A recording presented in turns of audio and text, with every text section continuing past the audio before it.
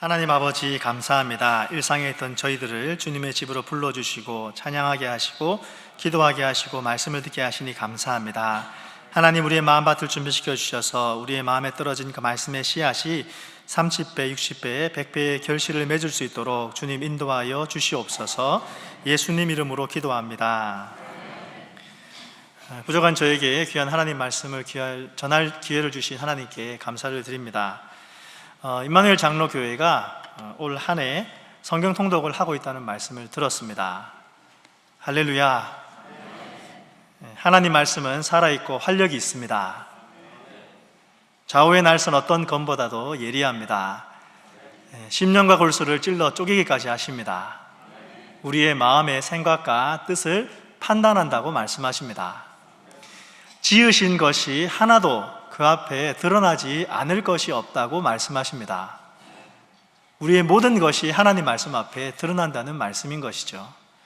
우리의 결산을 받으실 이의 눈앞에 만물이 벌거벗은 것 같이 드러나게 될 것이라고 하나님 말씀하십니다. 벌거벗어 드러난다고 말씀하니까 여러분 두려우신가요?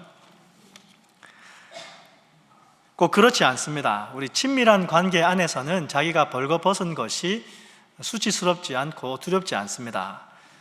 제가 옷을 갈아입을 때 제 아내가 옷 갈아입는 곳에 들어와도 제가 숨지 않고 놀라지 않습니다. 아담과 하와도 에덴 동산에서 벗었지만 서로서로 부끄러워하지 않았다고 말씀하고 있습니다. 왜냐하면 그들 안에 순결함이 있었기 때문에, 또 친밀감이 있었기 때문에 그들이 수치심을 느끼지 않았던 것이죠. 우리가 하나님 말씀 앞에 서게 될 때에 우리가 하나님 앞에서 두려움을 느끼지 않으려면, 벌거벗은 우리 몸이 드러나도 하나님 앞에서 수치심을 느끼지 않으려면 우리가 하나님과 친밀감을 가져야 될 줄 믿습니다. 그 친밀감은 하나님을 알 때 생겨나게 되는 것이죠. 우리가 하나님 말씀을 읽을 때에 하나님을 알게 되고, 하나님을 알기 때문에 하나님과 나 사이의 관계에서 친밀감이 있게 되고, 그 친밀감 때문에 그분 앞에 우리의 벌거벗은 몸이 드러난다 하더라도 두려워하지 않게 될 줄 믿습니다. 오늘 안에 말씀을 읽고 계시죠? 그 말씀 읽으시면서 주님과의 친밀함을 세워나가시기를 주님의 이름으로 축원드립니다. 내가 하나님 앞에, 하나님 말씀 앞에 섰을 때에 그분 앞에 섰다는 것이 우리의 기쁨이 되기를 주의 이름으로 축원합니다. 지난주 성경 통독의 범위가 오늘까지 해서 예레미야 1장부터 29장까지인 것으로 압니다. 29장까지 읽으시느라고 수고 많이 하셨습니다. 선지서 읽어보시니까 여러분 어떠시던가요? 잘 들어오시던가요? 성경 읽기 때때로 어려울 때가 있을 수도 있습니다. 특별히 성경을 읽다 보면 다 경험하셨다시피 레위기 때 많이 어렵습니다. 역대기 때도 좀 어렵고요. 선지서 오면은 많이 어려워지죠. 선지서 읽다가 어렵지만 포기하지 않게 되기를 바랍니다. 첫 술에 배부를 수 없습니다. 한 번 읽을 때 성경의 모든 것이 다 이해된다, 그런 분 잘 안 계실 것입니다. 하지만 계속 읽다 보면 포기하지 않고 하나님 말씀을 사모하여서 그 말씀을 읽으면 그 말씀 읽을 때에 하나님께서 우리에게 은혜를 주실 줄 믿습니다. 많은 믿음의 사람들이 성경을 통해서 하나님을 알았습니다. 많은 믿음의 사람들이 성경을 통해서 하나님을 알았습니다. 또 변화되었습니다. 그리고 고백하기를 하나님 말씀이 송이꿀처럼 달다고 표현했습니다. 그 말씀 읽을 때에 정말 그러한지 경험하게 되는 한 해가 되길 바랍니다. 저도 올 한 해 좀 특별하게 성경을 읽고 있습니다. 정말 읽을 때마다 새로운 것이 성경 말씀이고, 또 새로운 것을 발견하고 깨달을 때마다 정말 그렇구나라는 생각을 하게 됩니다. 얼마 전에 또 다니엘서 말씀도 다시 읽게 되었는데요, 다니엘서 말씀을 읽으니까 다니엘이 마음이 민첩한 사람이었더라고요. 마음이 민첩한 사람. 다니엘이 형통하였지 않습니까? 다리오 왕 때랑 바사 왕, 고레스 왕 때까지 다 형통했었는데, 그가 형통했던 비결이 그가 마음이 민첩했기 때문에, 다리오가 그를 너무나 좋아해서 세 명의 총리 중에서 가장 으뜸으로 삼으려고 할 때 그 사람들이 다니엘을 고소하려고 했지만 아무런 허물이 없어서 하나님의 율법으로 흠을 잡아서 고소했기 때문에 다니엘이 사자굴에 들어가게 된 것이죠. 여러분, 다니엘이 사자굴에 들어간 내용은 다 잘 알고 계시죠? 다니엘이 사자굴에 들어간 이유가 하루 3번 기도했기 때문이 아니라 마음이 민첩한 사람이어서 다리오가 그를 으뜸으로 세우려고 했기 때문에 다른 총리들과 고관들이 다니엘을 고소하기 위해서 법령을 만든 것이, 금령을 만든 것이 다니엘이 사자굴에 들어가게 된 계기가 되었더라고요. 근데 그 다니엘을 마음이 민첩한 사람이라고 성경은 말씀해 주고 있습니다. 마음이 민첩한 사람은 어떤 사람이겠습니까? 일이 생기기 전에 준비하는 사람이 마음이 민첩한 사람이죠. 다른 사람의 마음을 먼저 알아주는 사람이 마음이 민첩한 사람입니다. 남편이 바깥 일을 하다가 어려운 일을 당하고 또 힘든 일 때문에 집에 들어왔을 때에 남편의 마음을 먼저 알아주는 아내가 마음이 민첩한 아내죠. 집에 하루 종일 있어서 힘들고 또 자녀들을 키우느라고 고생했던 그 아내의 마음을 먼저 알아주는 남편의 마음이 민첩한 마음입니다. 일을 준비하다가 여러 가지 일이 진행될 때에 어떤 일이 일어날 것을 먼저 알고 그 일을 미리 준비하는 사람이 마음이 민첩한 사람입니다. 저도 성경을 읽다가 기도 제목이 하나 생겼습니다. 하나님, 저도 마음이 민첩한 사람이 되게 하여 주시옵소서. 먼저 준비하는 사람이 되게 하여 주시옵소서. 게으른 사람이 아니라 다른 사람의 마음을 먼저 알아주는 그런 마음이 민첩한 사람이 되게 해달라는 기도 제목이 생겼습니다. 여러분도 올 한 해 성경 읽으시면서 하나님 말씀으로 인해서 기도 제목들을 삼게 되기를 주의 이름으로 축원합니다. 말씀을 읽는 이유가 무엇이겠습니까? 그 말씀 때문에 하나님을 알아가고 그 말씀 때문에 내 마음에 소원이 생기고 그 마음의 소원이 하나님을 기쁘시게 하고 내가 섬기는 교회 공동체와 내가 살고 있는 삶의 현장을 더욱더 풍성하게 하려고 하시는 것이 하나님의 계획인 줄 믿습니다. 오늘 본문은 예레미야 31장의 말씀입니다. 우리 31장 31절 말씀 다시 한번 읽어보시겠습니다. 시작.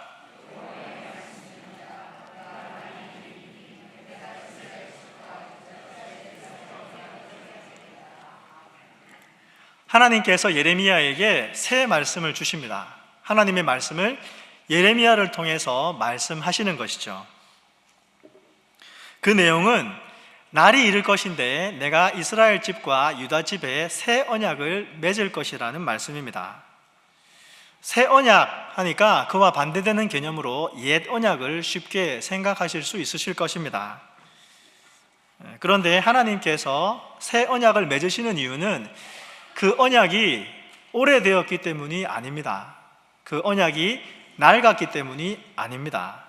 하나님께서 새 언약을 맺으시는 이유는 32절을 보면 나와 있습니다. 우리 32절 말씀 다시 한번 읽어보시겠습니다. 시작.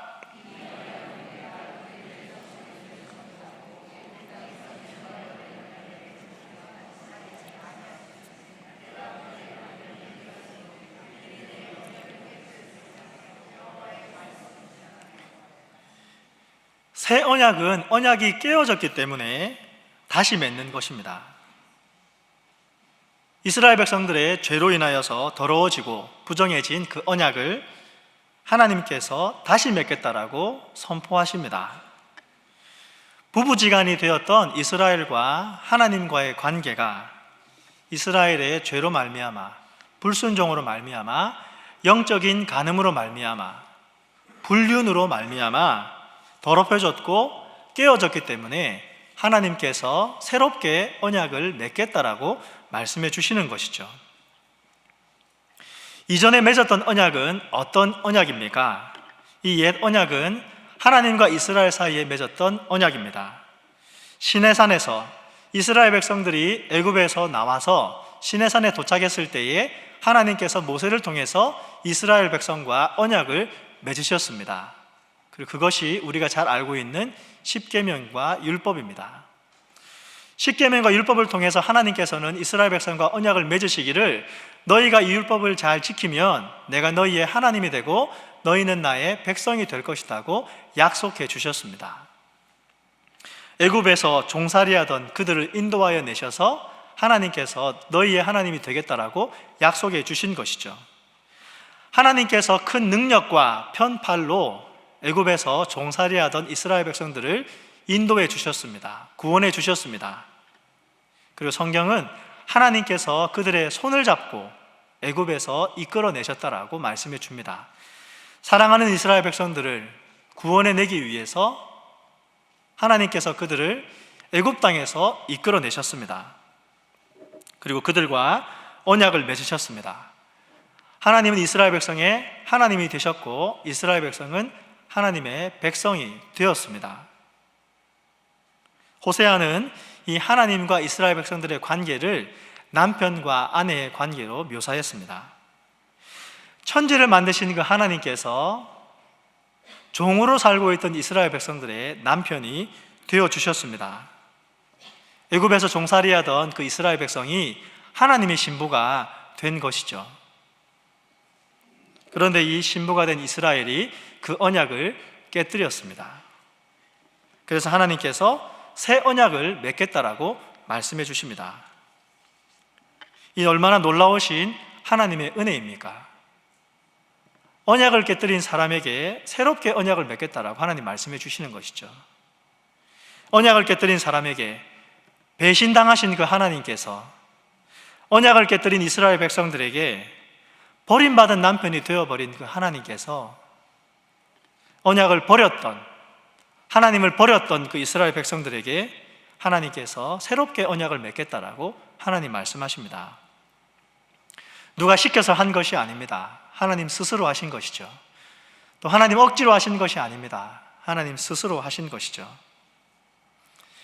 하나님께서 남편이 되셨어도 그 언약을 깨뜨려 버렸던 그 이스라엘에게, 유다 집에게 하나님은 다시 언약을 맺겠다라고 하나님 말씀하십니다. 아무런 자격이 없었던 사람들입니다. 하나님을 버렸던 사람들입니다. 그런 이스라엘에게 하나님께서 새롭게 언약을 맺겠다라고 말씀해 주십니다. 이것이 하나님의 은혜인 줄 믿습니다. 하나님을 버렸었는데, 하나님을 떠났었는데 하나님께서 그들을 다시 사랑하시겠다고 말씀하십니다. 그런데 이 언약은, 하나님께서 맺으시는 그 새 언약은 옛날의 언약과 같지 않다라고 말씀하십니다. 우리 33절 말씀을 읽어보시겠습니다. 시작. 그러나 그날 후에 내가 이스라엘 집과 맺을 언약은 이러하니 곧 내가 나의 법을 그들의 속에 두며 그들의 마음에 기록하여 나는 그들의 하나님이 되고 그들은 내 백성이 될 것이라. 여호와의 말씀이니라. 하나님께서 곧 내가 나의 법을 그들의 속에 두겠다라고, 그들의 마음에 기록하겠다라고 말씀하십니다. 옛 언약은 어디에 새겼습니까? 옛 언약은 돌판에 새겼습니다. 새 언약은 어디에 새기시겠다고 말씀하십니까? 마음에 새기시겠다고 말씀하십니다. 하나님과 첫 언약을 맺었던 그 이스라엘 백성들에게 하나님께서 돌판에 새겨졌던 율법을 주셨지만, 그래서 그 이스라엘 백성들이 돌판에 새겨진 율법을 따라서 하나님을 기쁘시게 하고 하나님을 예배하고 하나님께서 다스리시는 신앙 공동체를 만들어 가야 됨에도 불구하고 이스라엘 백성들이 율법대로 살지 않았습니다. 하나님을 기쁘시게 하는 것이 아니라 도리어 그 죄악 때문에 하나님을 진노하게 만들었습니다. 이스라엘 사람들이 몸을 파는 여인처럼 부정해졌습니다. 예레미야는 말하기를 이스라엘 백성들이 창녀의 낯을 가려서 수치심조차 없었다라고 말씀해 주고 있습니다. 하나님을 예배해야 했지만 우상을 예배했습니다. 바알을 섬겼습니다. 아세라를 섬겼습니다. 하나님의 성전 안에 들어가서 하나님을 예배하는 것이 아니라 하나님의 성전 안에서 하나님을 등 뒤로 하고 동쪽을 향해서 태양에게 절한 것이 이스라엘 백성들이었습니다. 그리고 예레미야에게 말하기를 우리가 태양신에게 제사할 때는 우리가 평안했는데 이제는 오히려 우리가 재앙 속에 있다라고 예레미야에게 이게 어떻게 된 일이냐라고 도리어 물어본 것이 이스라엘 백성들이었습니다. 그리고 하나님께서 다스리시는 신앙 공동체, 국가 공동체를 만들어야 될 이스라엘 백성들이 지배계급의 죄악 때문에, 탐욕 때문에 하나님 말씀을 지키지 않고 형제들에게서 높은 이자를 받고 또 가난함 때문에 종이 되었던 형제들을 희년이 되었어도 그들을 자유롭게 풀어주지 아니했습니다. 그래서 그들이 죄악의 길로, 심판의 길로 내달렸습니다. 그래서 그들은 결국 고통과 심판을 당하게 되었습니다. 북이스라엘은 722년에 BC 722년에 아수르에 의해서 멸망당했습니다. 남유다도 여러 번 아수르의 침공을 받았고 바벨론의 침공까지 받아서 결국 586년에 남유다도 멸망했습니다. 예루살렘의 성전이 무너져 버렸습니다.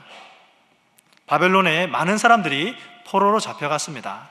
나라를 잃어버린 포로가 되어버린 것이죠. 그런데 그러한 이스라엘에게, 남유다에게 하나님께서 새 언약을 맺겠다라고 말씀하십니다. 그리고 작은 자부터 큰 자까지 다 하나님을 알게 될 것이다라고 하나님 말씀해 주고 있습니다. 하나님을 안다는 것이 어떤 의미겠습니까? 그 마음에 하나님의 법을 가지고 있는 사람, 그 마음에 하나님의 말씀을 기록해 둔 사람이 하나님을 안다는 것은 어떤 의미겠습니까? 하나님을 아는 사람은 진심으로 하나님을 사랑하고 하나님을 경외하고 하나님 말씀에 순종하고 하나님 말씀을 따라서 사는 사람이 하나님을 아는 사람일 것입니다. 하나님을 사랑할 때에 하나님을 안다라고 말할 수 있습니다. 하나님의 말씀을 사랑하여서 그 말씀이 내 마음에 있고 하나님을 사랑하여서 그 말씀을 즐거이 묵상하고 하나님을 사랑하여서 하나님 말씀에 순종할 때에 우리가 하나님을 안다라고 말할 수 있습니다. 우리의 머릿속에만 하나님의 말씀이 있다면, 우리가 하나님을 아는 것이 우리 머릿속에 있는 지식으로 그친다면 우리가 하나님을 안다라고 말할 수 없을 것입니다. 하나님 말씀에 너희가 나를 알게 될 것이라고 말씀하신 그 하나님 말씀에 쓰여진 히브리어 단어를 보면 야다라는 단어를 썼습니다. 히브리어가 좀 어렵지만 우리 여러분이 야다라는 단어는 많이 들어보셨을 것입니다. 이 단어는 인격적인 관계 안에서 서로가 서로를 안다라는 것에 야다라는 단어를 쓰면 그 사람의 관계 안에서, 인격적인 관계 안에서 특별한 관계를 맺고 있고 그 사람의 처지와 형편까지 다 알고 있고 그 사람의 즐거움과 고난까지도, 아픔까지도 서로 나누게 되는 관계가 되었을 때에 그 사람을 야다한다라고 그렇게 표현합니다. 하나님께서 우리를 야다한다고 표현할 때도 그렇습니다. 또 그리고 우리가 하나님을 야다한다라고 말할 때도 그렇습니다.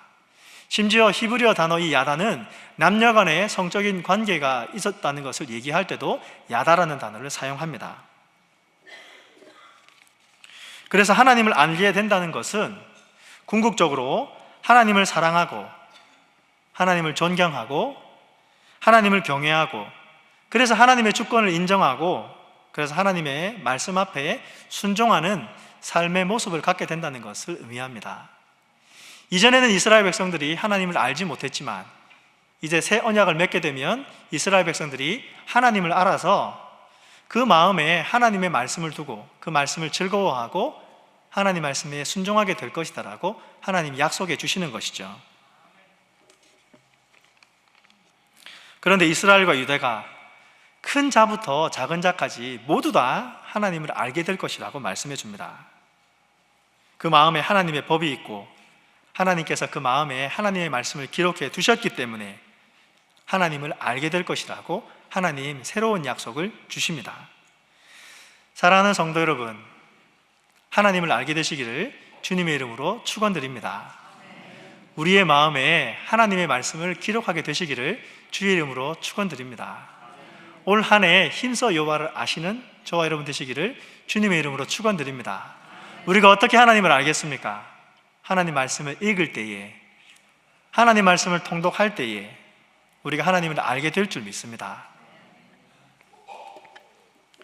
그리고 세 번째로 하나님께서는 그들의 악행을 사하고 다시는 그 죄를 기억하지 않겠다라고 말씀하십니다. 우리 34절 말씀 같이 한번 읽어보시겠습니다. 시작.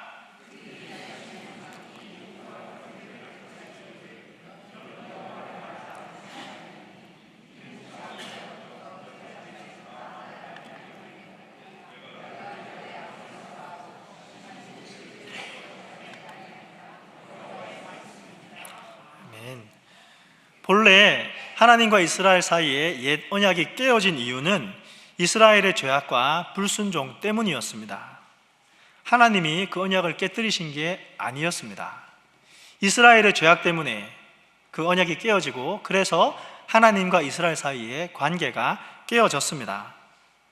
하나님께서는 계속해서 그들에게 회개하고 하나님께 돌아오라고 말씀하셨지만, 이스라엘과 유다 백성들은 눈에 보이는 유익 때문에 이 땅에서의 쾌락을 위해서, 육신의 정욕과 안목의 정욕과 이생의 자랑을 위해서 죄악의 길에서 돌아서기를 거부했고, 우상 숭배로 인하여서 마침내 결국 하나님의 심판의 대상이 되어버리고 말았습니다. 그런데 그 죄를 하나님께서 용서하시겠다고 말씀하십니다. 그 죄를 하나님께서 기억하지 아니하시겠다고 하나님 말씀하십니다. 할렐루야. 이것이 하나님의 은혜인 줄 믿습니다. 하나님의 죄 용서는 관계 회복의 기초가 됩니다. 죄로 인하여서 깨어졌던 그 이스라엘과 하나님과의 관계를 회복하는 길은 하나님께서 그 죄를 용서하시는 것이었습니다. 하나님께서 우리의 죄를 용서하셔서 우리와 하나님과의 관계를 회복하신 줄 믿습니다. 우리의 죄악이 하나님의 은혜에 의해서, 내가 저질렀던 그 죄악이, 내 안에 있던 그 죄악의 본성이 예수 그리스도의 십자가에 의해서 용서함 받은 줄 믿습니다. 그리고 그 십자가의 보혈의 은혜로 말미암아 하나님과 우리의 관계가 회복된 줄 믿습니다. 영접하는 자, 곧 그 이름을 믿는 자에게 하나님의 자녀가 되는 권세를 주셨습니다. 우리가 하나님의 자녀가 된 권세를 가지고 있습니다. 우리는 하나님의 자녀입니다. 우리는 하나님의 아들이요 하나님의 딸입니다. 하나님이 우리의 아버지 되십니다. 그것이 하나님의 은혜인 줄 믿습니다. 이 하나님의 새 언약은 하나님의 심판으로 말미암아 심판받을 수밖에 없었던, 멸망할 수밖에 없었던 그 유대 공동체에 주어진 하나님의 약속의 말씀입니다. 이미 이스라엘 백성은 죄악으로 말미에서 많은 고통 속에 있었습니다. 죄의 결과로 말미암아 하나님의 심판을 받았습니다. 나라가 멸망하고 예루살렘 성전도 무너졌고 수많은 사람이 바벨론의 포로로 잡혀갔던 그들이, 하나님, 왜 우리가 이런 고통을 당하고 있습니까? 우리에게 이런 고통을 허락하신 그 하나님의 뜻이 무엇입니까? 우리가 하나님께 버림받은 것입니까? 아니면 하나님 살아계시지 않으십니까? 라고 질문하고 있을 때에 하나님께서 새 언약을 주셔서 내가 지금도 너희를 사랑하고 있다, 내가 지금도 너희를 돌보고 있다는 것을 하나님 말씀해 주신 것이죠. 그리고 그것은 하나님의 새로운 약속으로 이스라엘 백성들에게 주어졌습니다. 하나님의 새로운 약속은 나의 법을 너희 속에 두겠다, 내 말을 너희 마음에 기록하겠다, 너희가 나를 알 것이고 나는 너희 죄를 용서하겠다라고 하나님 말씀해 주십니다. 그리고 다시 한번 나는 너희의 하나님이 되고 너희는 나의 백성이 될 것이다라고 하나님 새로운 약속을 주십니다. 단순히 죄를 용서하시는 것이 아닙니다. 그 죄를 잊어버리는 것으로 끝나는 것이 아니죠. 하나님께서 하나님의 말씀을 그 마음에 두시겠다라고 하나님 말씀하십니다. 이전에 주었던 언약이 돌판에 주어졌지만 이스라엘 백성들이 그 말씀을 지키지 않아서, 그 말씀에 순종하지 않아서 심판당했던 그들에게, 그들의 바깥에 있었던, 돌판에 있었던 그 하나님의 말씀을 이스라엘 백성들의 마음 가운데 새기겠다고 하나님 새로운 약속을 주시는 것이죠. 그래서 하나님 말씀이 마음에 새겨졌기 때문에 하나님을 알게 될 것이라고, 하나님의 말씀이 그 속에 있기 때문에 하나님을 사랑하게 될 것이라고, 그래서 그 말씀을 주야로 즐거이 묵상하고 하나님 말씀에 순종하게 될 것이다라고 하나님 새로운 약속을 주고 계십니다. 이것이 하나님의 은혜인 줄 믿습니다. 그리고 이것이 하나님께서 우리에게 주기 원하시는 하나님의 복인 줄 믿습니다. 이 하나님의 참된 복을 누리시는 저와 여러분 되시기를 주의 이름으로 축원드립니다. 그리고 이 하나님의 새 언약은 예수 그리스도에 의해서 완성되었고 완성될 줄 믿습니다. 히브리서 기자는 예수님에 의해서 이 언약이 완성되었다라고 이야기합니다. 예수님께서 십자가에 달리셔서 완전한 제사를 드렸을 그때에, 단번에 하나님께 예물이 되었을 그때에 이 언약은 이루어졌다라고 말씀하고 있습니다. 예수님께서도 잡히시기 전날 밤에 제자들과 함께 마지막 만찬을 하시면서 제자들에게 잔과 떡을 주시면서 이렇게 말씀하셨습니다. 이것을 받아 마시라. 이것은 너희를 위해서 주는 나의 피, 곧 새 언약의 피라고 예수님 말씀하셨습니다. 그리고 예수님께서 십자가에 달려 죽으셨기 때문에, 우리를 위해서 피 흘려 죽으셨기 때문에 우리가 하나님의 은혜의 새 언약을 받게 된 줄 믿습니다.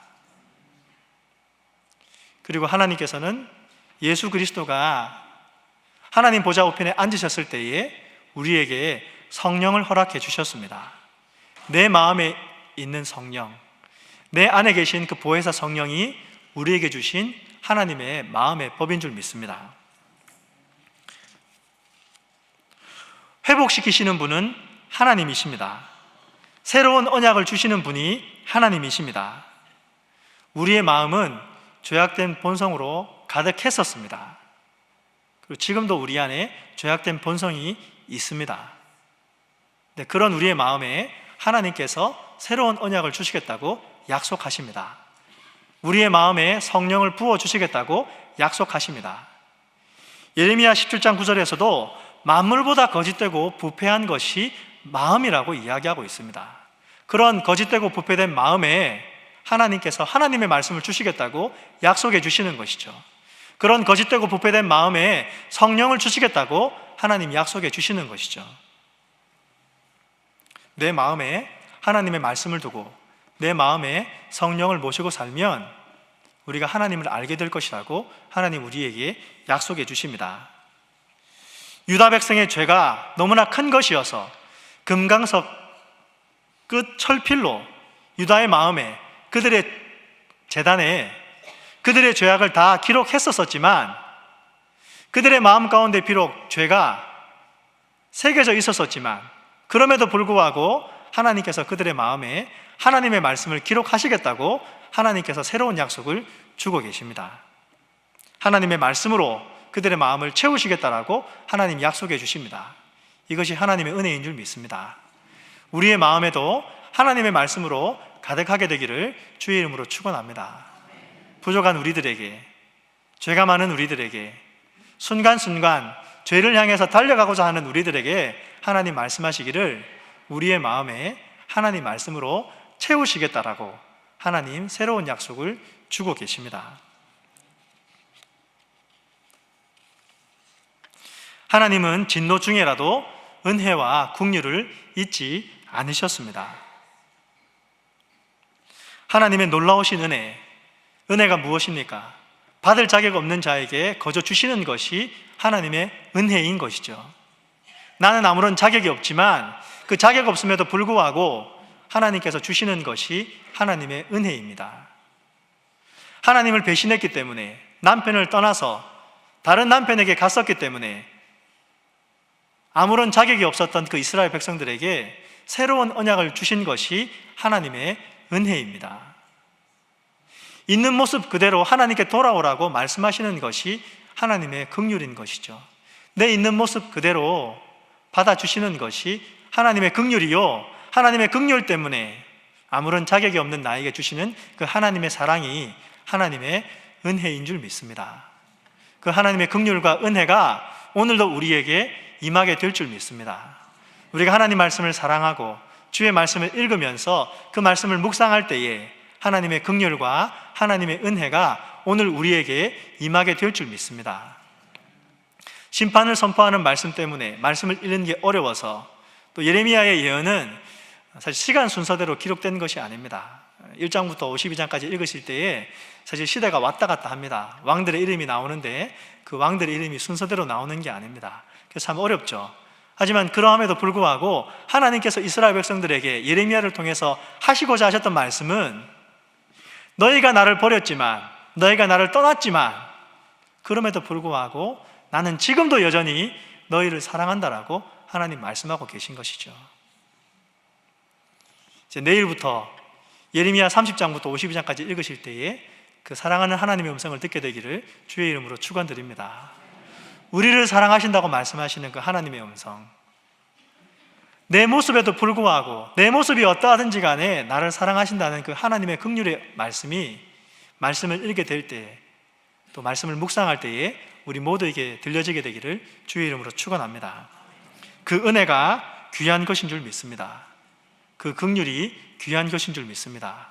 이 땅에 있는 어떤 것과도 바꿀 수 없는 것이 하나님의 은혜인 줄 믿습니다.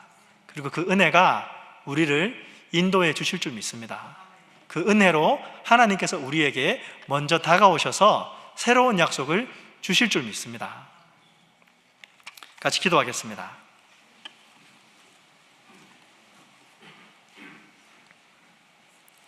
은혜가 풍성하신 하나님, 그 풍성하신 하나님의 은혜 앞에 나아갑니다.